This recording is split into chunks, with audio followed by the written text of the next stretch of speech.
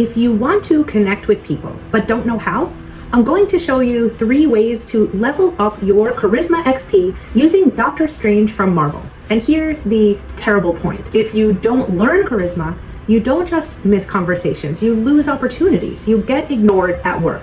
Friendships slip through your fingers. You feel invisible. But don't worry, Charisma isn't magic, it's a skill.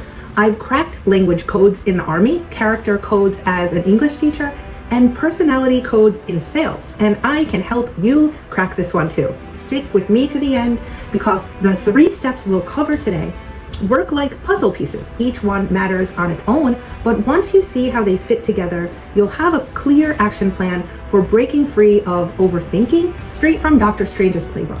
Let's start with Stephen Strange at the very beginning. He's a world-class surgeon, precise, brilliant, flawless. Every move is calculated. Every outcome is under his control. Then the car crash shatters it all. His hands are ruined, his career is over, and what does he do? He spirals. He spends every last dollar on failed treatments, convinced he can think or buy his way back to what he lost. Look at what's happening here. The tighter he tries to grip control, the more life slips away from him. And this is where many of you are stuck. You freeze in conversations because you're hunting for the perfect words. You replay them in your head until you convince yourself you failed. You think if you just plan harder, you'll finally get it right. But instead of connecting, you collapse under the weight of control. So how do you move from 0 to Strange's first breakthrough? You practice starting imperfectly. Instead of rehearsing 10 lines in your head, say 1. Instead of scripting the outcome, step into the unknown. Research in psychology shows that people who embrace good enough over perfect report higher confidence and better social bonds. People connect with presence, not polish. That's the first puzzle piece, letting go of control. Now let's move to Kamar Taj. Strange arrives desperate for a cure. He begs for the secret formula, the magic fix, and the ancient one doesn't give him healing. She knocks his soul out of his body.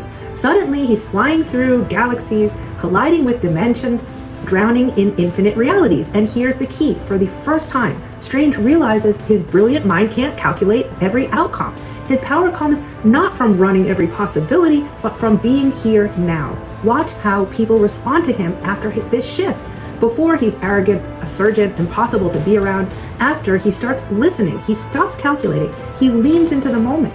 And suddenly, mentors teach him, allies trust him, and yes, people follow him. What about you? Right now, you're probably sitting in a conversation but not really there. Your mind is racing. What should I say next? What if I sound dumb? Should I tell this story or that one?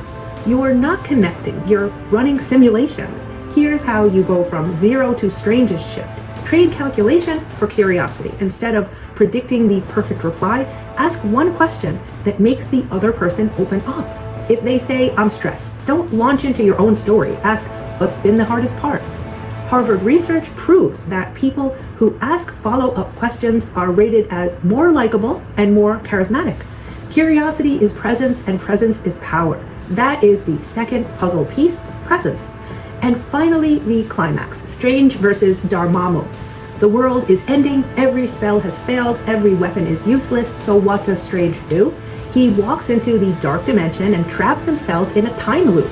Over and over again, he faces death. He's crushed, burned, shattered, but he returns again and again and again until Dormammu breaks. Notice this, he doesn't win by being stronger or faster or even smarter. He wins because he refuses to quit. And that's why the entire world owes him survival, because he stayed in it when most people would have given up. What about you? You stumble in a conversation. Someone ignores you. You freeze when it matters most. And what you usually do, you retreat. You avoid the next chance. You tell yourself you're just not cut out for connection. But charisma isn't about never failing. It's about coming back. Here's how you move from 0 to Strange's final breakthrough. Stop measuring by flawless execution and start measuring by persistence. Next time you stumble, don't retreat for weeks. Return tomorrow. Next time someone ignores you, try again with someone else. Research on resilience shows that people who re-engage after setbacks build stronger relationships and earn more trust long-term. People don't admire you for never failing. They admire you for rising again. That's the third puzzle piece, resilience. So here's the payoff. The first piece, letting go of control. The second, presence. The third, resilience. Alone, each one is strong, but together they solve the puzzle of charisma for overthinkers. Stop hunting for the perfect line. Start being curious in the moment. And when it goes wrong, refuse to quit. And here's the tough love. If you don't train these, you'll stay invisible, stuck in your head, missing the connections you crave. But if you do, you'll finally feel free in conversations. People will notice you, respect you, and connect with you. I've cracked language codes, character codes, and personality codes, and now I'm here to help you crack the charisma code. These stories are your playbook. Stick with me and I'll walk you through them one piece at a time until the whole picture is clear. If this hit you, subscribe right now. Every week, I'll show you how heroes and legends, from Marvel to the biggest stories you love, can help level up your communication skills and change your life.